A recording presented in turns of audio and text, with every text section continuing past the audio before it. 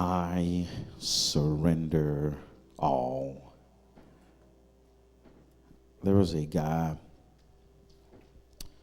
first name was Judson.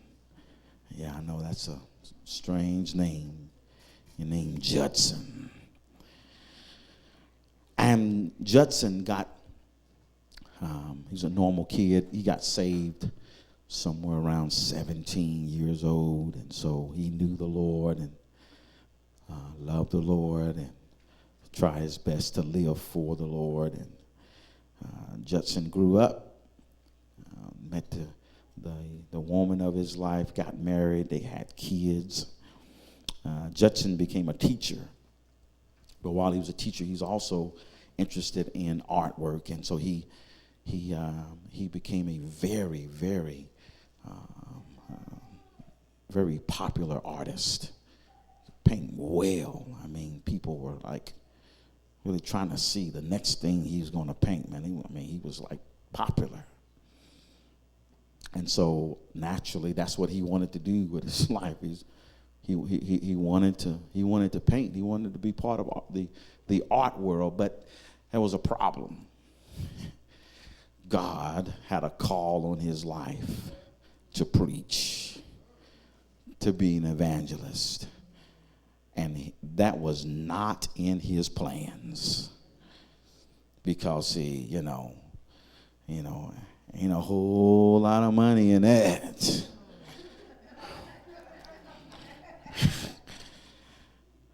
But art, I mean, you sell one painting, I mean, you can live off of that for about a couple of years. So he struggled with that, and God would not relent. And man, back and forth, until finally, he gave in to the Lord. And when he did, the very night that he gave in to the Lord, the very night he said yes to the Lord, he wrote these words: all to Jesus I surrender. All to him I freely give. I will ever love and trust thee. All to him I freely give. And of course we know that song is in every hymn book now. And it's interesting to me, how the hymns that we sing, how they start out, how they come about. And so, but one of the most interesting things to me about how this song, the inception of this song, was that the inception came from someone that was already saved. Because, most of the time when you hear I surrender all, we start thinking about, okay, we start looking at folk who ain't saved, start looking at the sinner and say, don't y'all hear that song? That song for y'all. Y'all need to start surrendering right now. Surrender to the Lord. But in essence, the where the song came from was from someone that was already saved, already loved the Lord, but was struggling. He was struggling with surrendering. And maybe you like me, I'm thinking, well, shouldn't he have already surrendered? I mean, after all, he is saved. After all, he said he does love the Lord. So shouldn't he have already surrendered? But like I know, that this surrendering thing is a continuous thing, is it not? Yes, we have the initial surrender when we come to the end of ourselves and Jesus says, hey, I'm waiting on you. And so we say, Lord, take me, forgive me of my sins. Here I am. Here's my life. Here's my heart. Here you go. I surrender to you. So that's the initial surrender. But you got to understand, and everyone, if you've been saved just a little bit of time, you know that surrender was just the initial. That's just the start. Now the real surrendering continues on and on and on, because see, surrendering your life, surrendering your heart, yes, instantly you're saved, but then after that, God has to go to work on you. Because see, if you like me, I can speak for me. I has a whole lot of world up in me. I mean, a whole lot of flesh, a whole lot of me up in me. And God says, I'm glad I got your heart, but now it's time for me to get your hands, your feet, your mouth, your eyes, your mind. Because I got some work to do with you. So you got some more surrendering to do. It is a constant, continuous struggle to keep surrendering. You know, and sometimes I live my life as if that word, that song, I surrender all. Sometimes I live my life as if the words go, I surrender. I surrender. And when I really mean it, I surrender.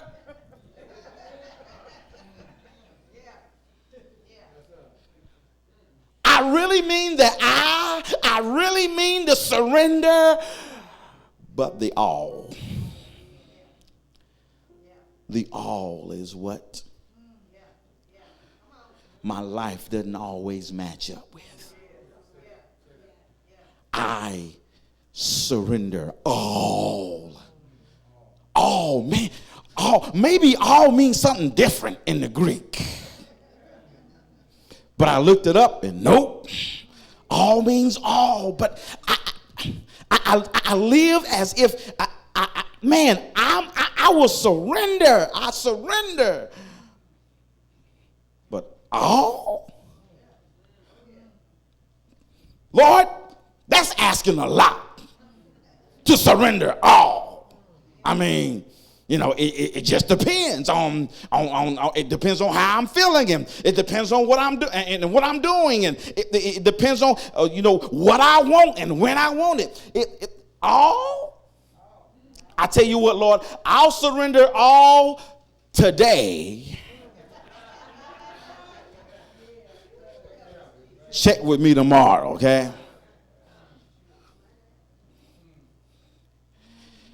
The struggle that we have with the I surrender all. But you got to understand that Jesus wants our all. That Jesus didn't save us just a little bit. But Jesus didn't save a little bit of our soul, but he saved all of our soul. So Jesus says, I want all of you, and a part of you just won't do. God said, I'm not settling for anything less. I want you all of you, all of your mind, all of your thoughts, all of your actions, all the places you want to go, all the things you want to do, all the things you want to say, all the stuff you want to look at.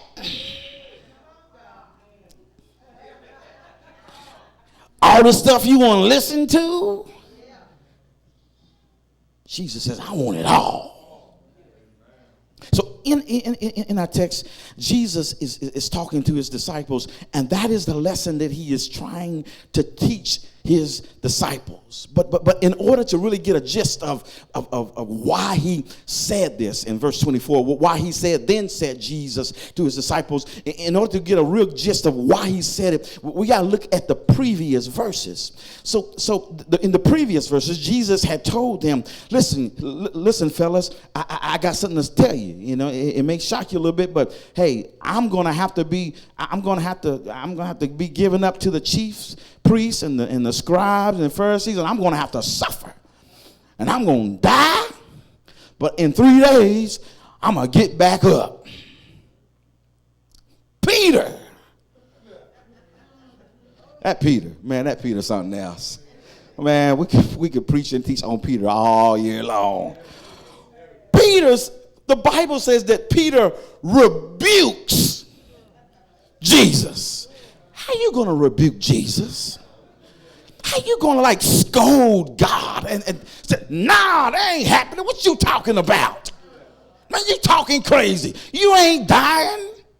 I think he didn't hear the part where Jesus said he going to get up. He didn't. That just went over his head. All he heard was Jesus going to suffer and Jesus going to die. Peter said, nah, that ain't happening, not on my watch. But then Jesus had to set him straight. He had to set him straight. He says, listen. In verse 23, he told him, get behind me, Satan. You are an offense to me, for you are not mindful of the things of God, but the things of man. Man. Dang, Lord. Seven verses ago, Peter proclaimed, thou art the Christ, the Son of the living God. And Jesus told him, flesh and blood did not reveal this to you, but my Father in heaven. And you are Peter. And upon this rock, I will build my church. 7 verses ago. But here we are now. Jesus said, get behind me, Satan. Wow, Lord. Man, you turned on him.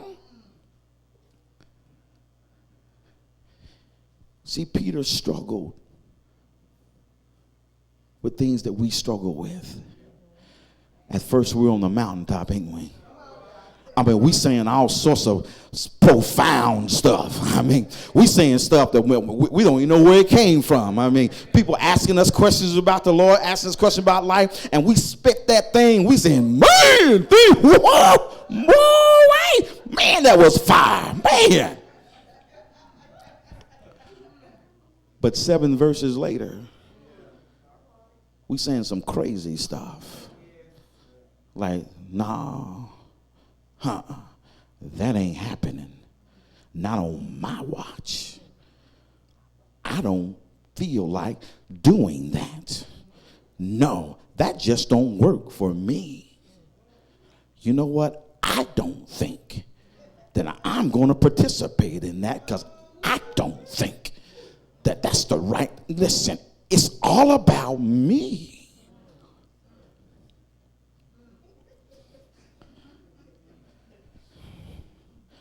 And I mean, last night, man, Lord was just preaching to me. I said, Lord, enough. Okay, I get you. He says, no, you need some more.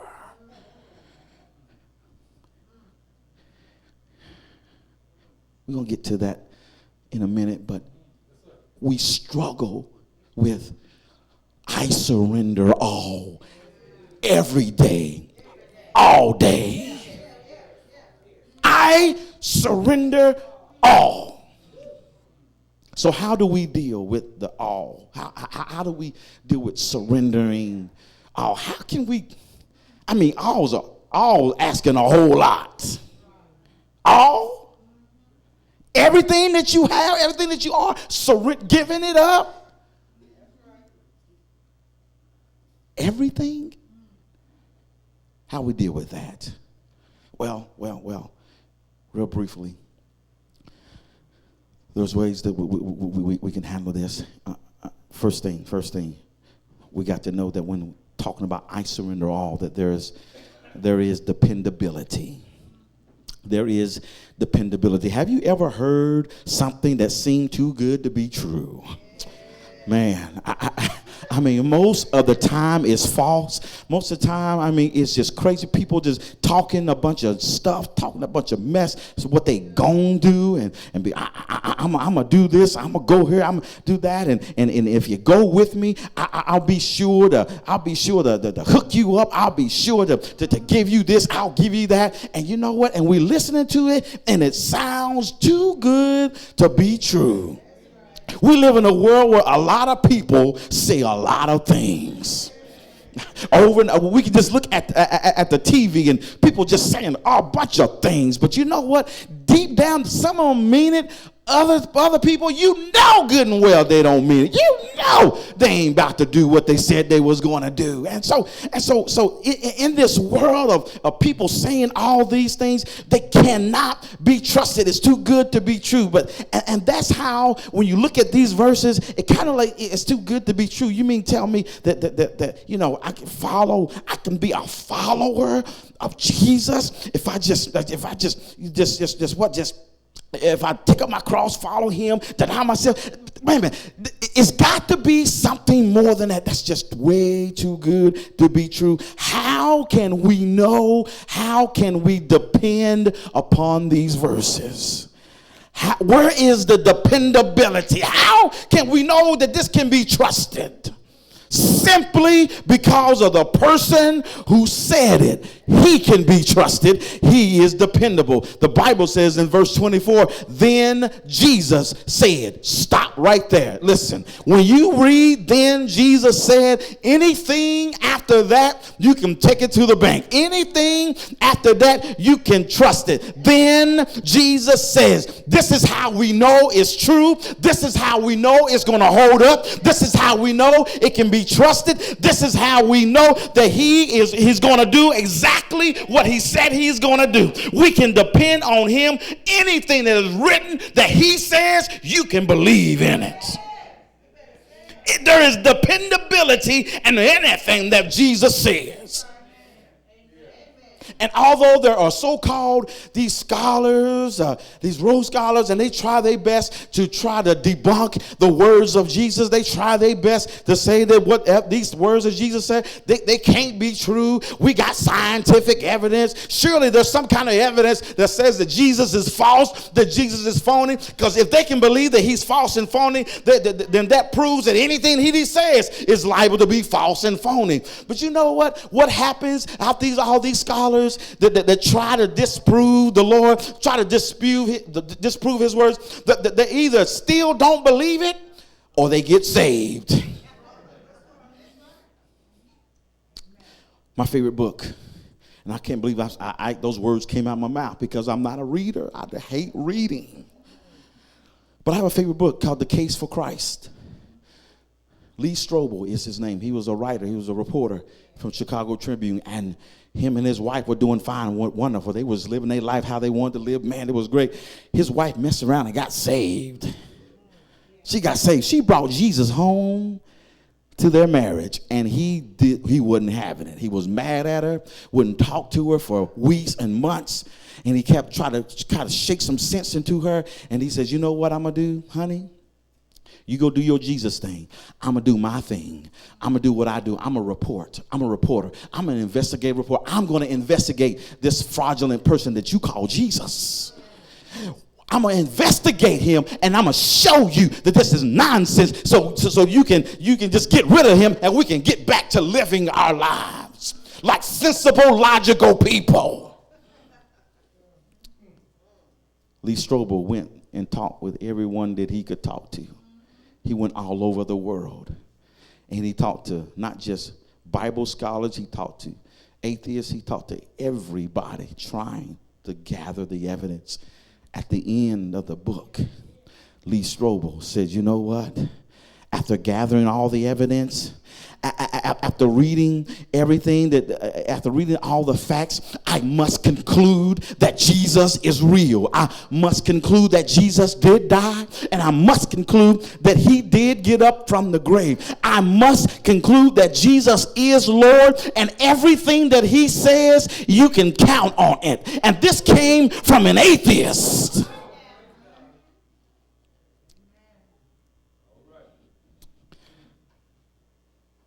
Lee Strobel got saved trying to disprove Jesus. Listen, whatever he tells you, you can depend upon it. Anytime you read Jesus said, perk your ears up, because everything you read after that is true. So, I surrender all. Can you trust this Jesus guy with your all? He's dependable. There's dependability. But then not only that, what about eligibility?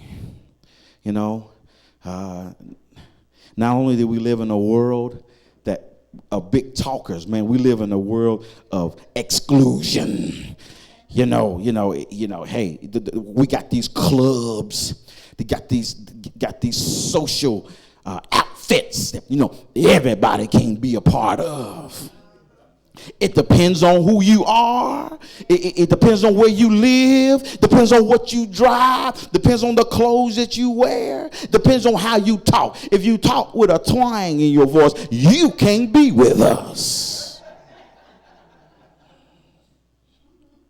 We live in a world of exclusion unless you make this or drive that, or unless you own these things or a member of these clubs, you can't be a part of us. So automatically when you hear good news, you get kind of skeptical.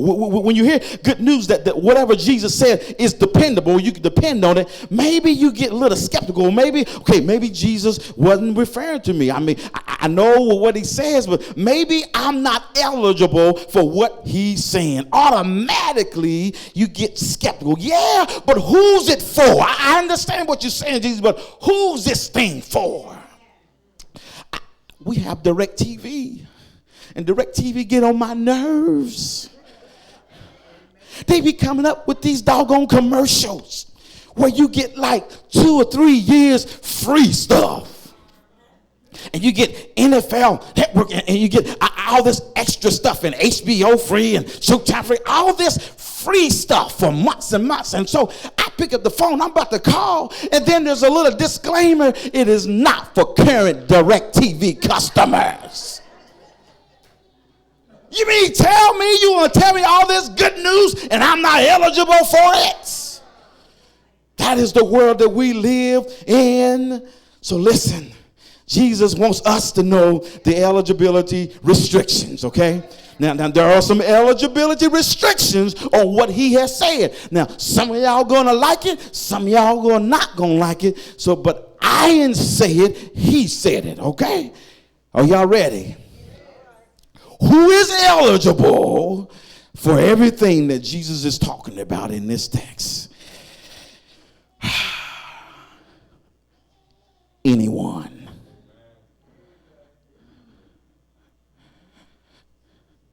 Now, maybe some of you saying, oh, yeah. Maybe some of you saying, no. Jesus says in verse 24, if anyone desires to come after me, if anyone. So anyone is eligible for whatever he says next. If anyone, any one of us desires to come after anyone, I mean anybody. If you want to surrender to Jesus, you're eligible. Unsaved, you're eligible. You don't have to know anything about Jesus. Maybe this is your first time hearing about Jesus. You're eligible. Maybe you already know about Jesus. Maybe you've been saved for 50 years. You're eligible for surrender also. Because we all need to surrender over and over and over. Anyone is eligible. No one is left out. Unless you want to be left out. Remember the prodigal son? He came home, everybody happy, everybody partying, everybody eating, except his brother. His brother was outside pouting. Dad said, what's going on? You know, your brother's here. All this time I've been here, and your son has spent all your money. I never spent your money. You never gave me a fatted calf. So the Bible says he stayed outside. Listen, if you want to follow Jesus, if you want to be a part of Jesus, if you want him, you're eligible. But just like we said in Sunday school, you got to want to. You got to want to turn the other cheek. Now, that thing ain't easy. That ain't easy. You got to want to love your enemies. That ain't easy. You got to want to bless those that curse you. That ain't easy.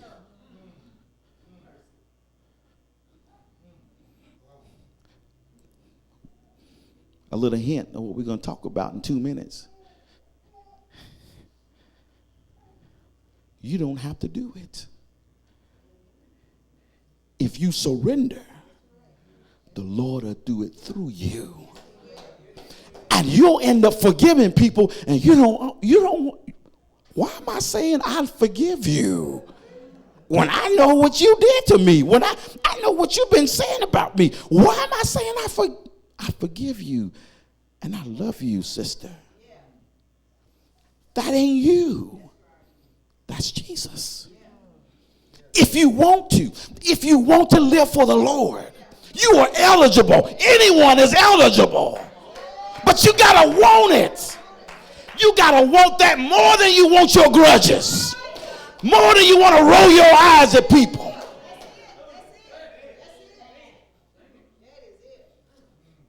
Tony, what do you want? Preacher man, what do you want?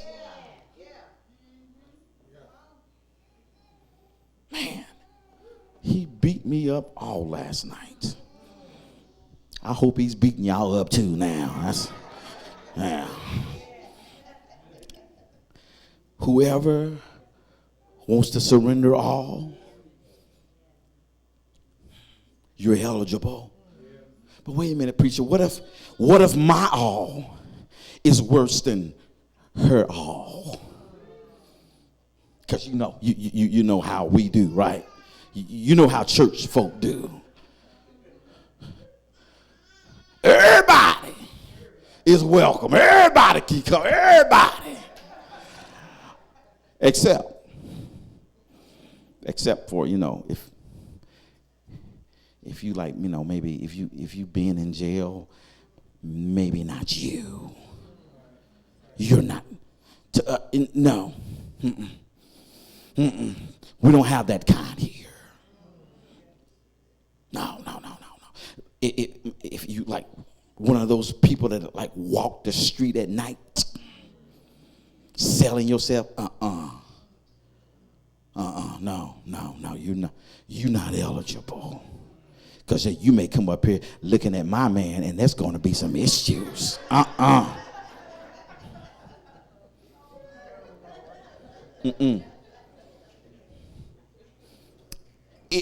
If you're LGBTQ plus, no. You cannot. No, you are not. At least not in this church. Go surrender in another church.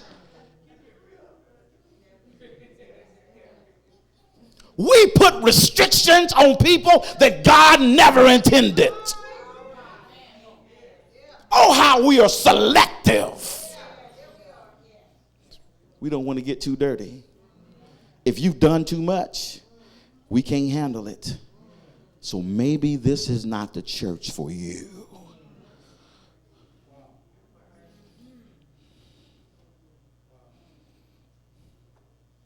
I tell this thing. Before I came here, I was searching.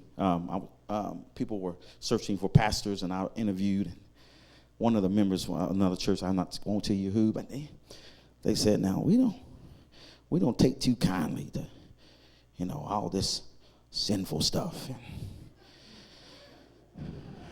and having babies out of wedlock." And I said, "Well, you probably don't want me, because I've been married at the time. It was like 14 years, and I got a son that's 18, 19. You do the math."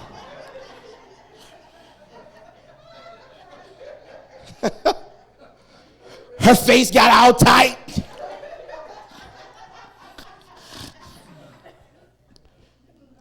We put these silly, ridiculous restrictions on people, and no wonder people don't want to come to the church house. And the only reason why you ain't in the same boat, you just didn't get caught. You didn't get caught. But I'm going to speak for the people who got caught. God says I'm eligible. I'm speaking for the ones who got caught. God says I still love you. God says you're still my child. God says you can surrender all. God says nothing that you've done that I'll ever cast you out.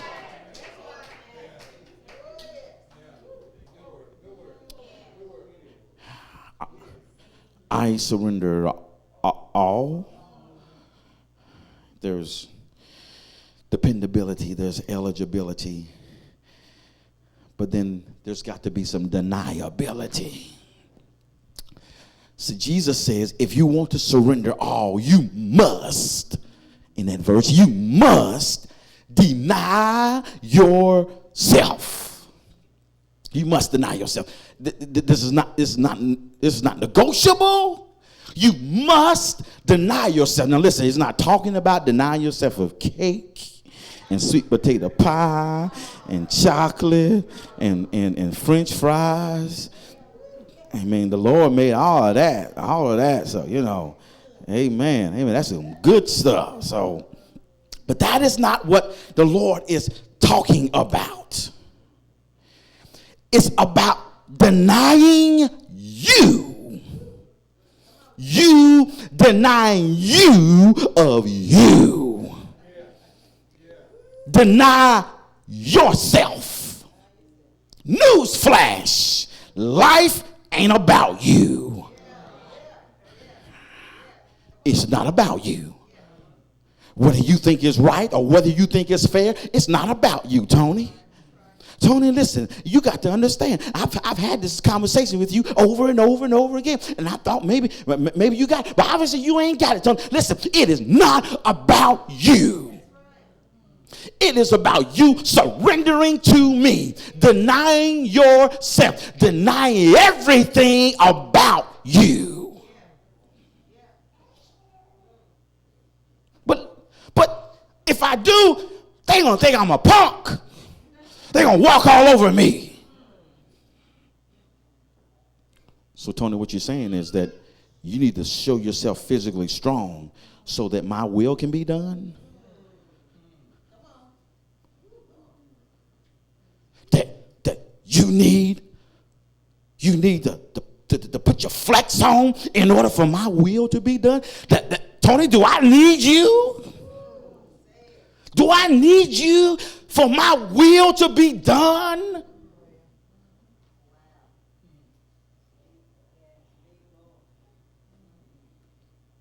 Nope.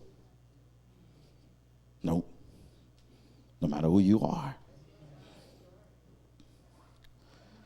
If you don't do whatever you think you gotta do, God's will still be done. Wow. I mean, I knew that, but then he just like, boom, he came out the top ropes.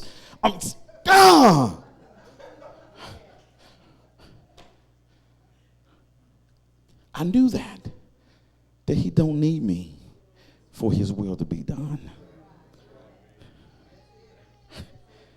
He just says surrender. Surrender. Your actions, your personal feelings, your ideologies, your opinions, your theories, your points of view, your speculations, your hypotheses, your agendas, throw them all out. But some say, well, wait a minute. If I do that, I'll lose myself. Exactly. Welcome to the class. That's exactly. The world has seen enough of you. He's seen enough of your attitude. It's seen enough of your jealousy. It's seen enough of your pride. It's seen enough of your arrogance, of your lust, of your hatred, of your bigotry, of your selfishness, of your lewdness, of your haughtiness, of your wavering. The world has seen enough. It needs to see Jesus. You showed yourself far enough.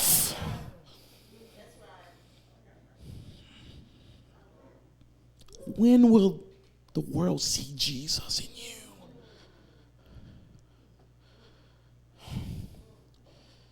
I surrender all.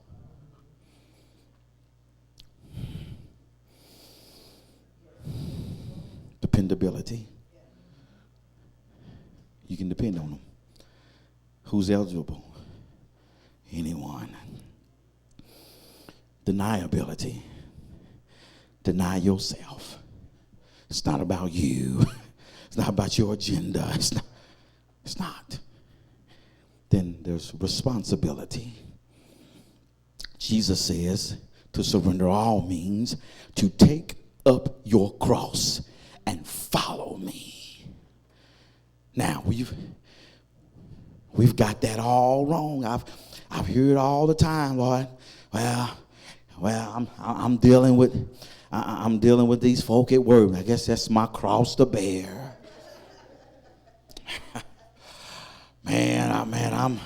I'm going through this thing, man. I got these bad knees. It's just my cross to bear. No. That is not what Jesus is talking about as far as taking up your cross. Your cross is not about you having to put up with people at work that you don't like. It's not about bearing sickness. It's not about being patient with those people that get on your nerves. Taking up your cross is not just about suffering. It's about obedience in the midst of your suffering. What did Jesus do? Jesus took up his cross, right? And he was suffering, right? Well, but so did the other thieves, because he was crucified with two thieves. So right now, when you look on the outside, Jesus is no different than the thieves.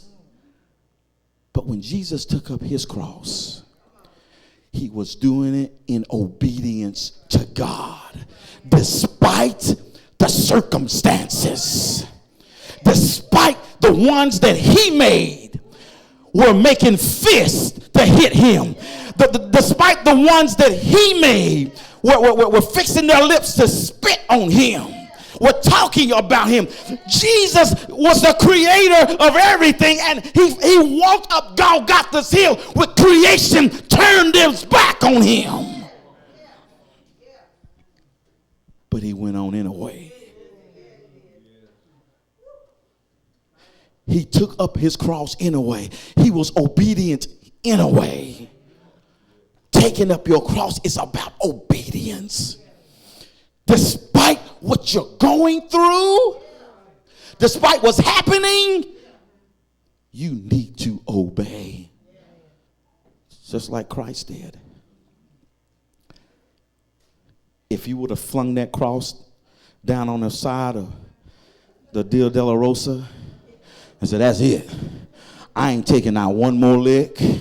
You ain't spitting on me not one more time. You ain't gonna cuss me. You ain't gonna cuss me not one more time. Aren't you glad that he was faithful even unto death? He bore the cross. So what does Jesus ask of us? Take up your cross. Yeah, you're going to go through things. Things are not going to go your way. Yeah, people are going to get on your nerves. That's everybody, okay? That happens to everybody. But the thing is, what makes you different, that should make you different than anyone else, is that you're doing it in obedience to God. That people still see you obedient to the Lord despite what you're going through. Because you know us, we use suffering as an excuse not to live for the Lord, don't we? Or we use bad situations as an excuse not to live for him, not to be obedient. Well, they ain't doing it, so I ain't doing it either. Take up your cross. One last thing. I surrender all. One last thing you got to know about this all. If you surrender all, you will have durability. You will last. Jesus says in verse 25, whoever desires to save his life will lose it. But whoever loses his life for my sake, he will find it. When it comes down to it, we want to be able to last, to thrive, to survive, to come out on top, to be victorious. So naturally, we want to accomplish these things through our own strength. We can do it. Oh, that ain't nothing. I can do it. I can handle it. So as long as we can do that, we can avoid all this denying stuff. Because if we still hung up on, I ain't denying myself. You know what? I'll just do this thing. I'll just win this thing on my own. We try to conquer things on our own strength, and so we just try to go around all this denying stuff. Because my life is defined by my stuff, and whoever has the most stuff wins. But Jesus warns us in verse 26. He says, what would it profit a man to gain the whole world, to gain all your stuff, to have all your stuff? What would it profit you to get all that stuff and lose your soul? What would you give in exchange for your soul? Paul said in Philippians 3:8, I count all things lost for the excellence of the knowledge of Jesus Christ. And I count everything that I've accomplished, I count it all rubbish. I count it all dung. It's garbage. No matter what I've done, no matter what I've accomplished and achieved, I count it all done so I can last. Because if I try to take that stuff and try to rely on that stuff, I will not last. I believe it's been said, hey, you've never seen a hearse driving down a road with a U-Haul behind it. Naked you came in, naked you gonna leave. So stop trying to get all this stuff. Deny yourself. That's the only way that you will last. I don't know about you, but I want to last longer than this life. Because this life is but a brief moment, but eternity is forever. I want to hear him say, well done, good and faithful servant. You've been faithful over a few things. You ain't been faithful over everything. I'm glad I didn't have to be faithful over everything. But he said, you've been faithful over a few things. Come, I'll make you ruler of many. I need to surrender all, every day, all day. You never get a break from surrendering.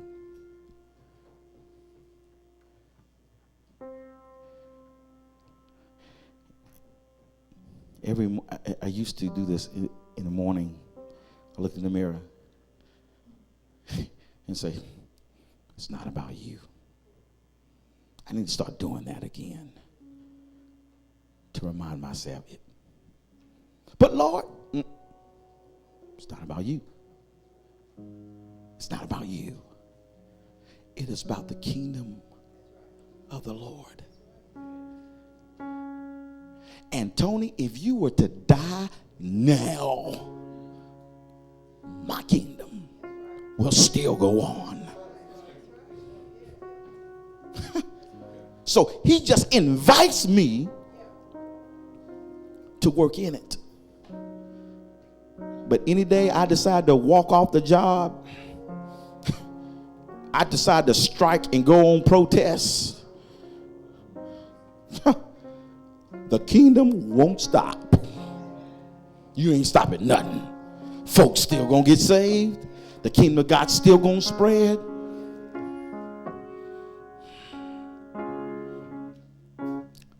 We need to surrender all. I pray God's word has touched you like it touched me last night. And even this morning, he's even told me new things. He's an awesome God. May we be a church known